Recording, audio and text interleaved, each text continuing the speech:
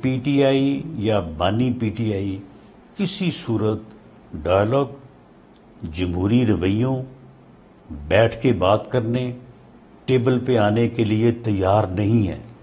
वो हर कीमत पे मुल्क में अफरा तफरी और फसाद चाहते हैं। तो फिर उसका क्या हल है? राना साहब को अगर हल की बात की जाए, बैठने की बात करें, क्या अभी इसकी पॉसिबिलिटी मौजूद है या अब टाइम गुजर चुका है और ये हुकूमत का अटल फैसला है कि तहरीक इंसाफ पर पाबंदी लगेगी?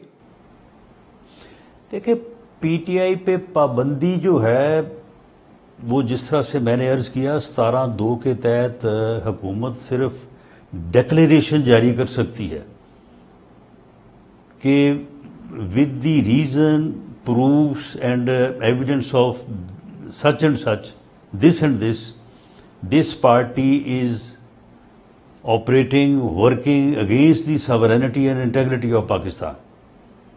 वो फैसला तो करना है जाके सुप्रीम कोर्ट ने, और वो डिक्लेरेशन जिस दिन होगी उससे 15 दिन के अंदर अंदर उसको सुप्रीम कोर्ट में जो है वो दाखिल करना है और सुप्रीम कोर्ट जो है वो उसकी जवाब समाअत करेगी। मामला ये है कि बुनियादी तौर पे डायलॉग जो है, बैठ के बात करना जो है, यही एक ऑप्शन है जमहूरियत में, यही एक रास्ता है। डायलॉग के अलावा फिर दूसरा कोई और रास्ता नहीं है। जमहूरियत ही एक रास्ता है, डायलॉग ही एक रास्ता है।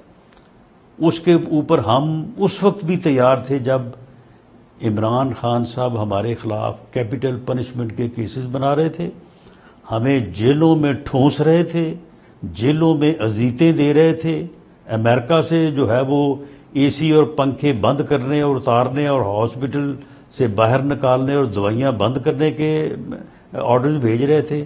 हम उस वक्त भी बैठने को तैयार थे, हम उस वक्त भी डायलॉग के लिए तैयार थे, हम उस वक्त भी मुज़ाकरात करना चाहते थे, हम आज भी तैयार हैं।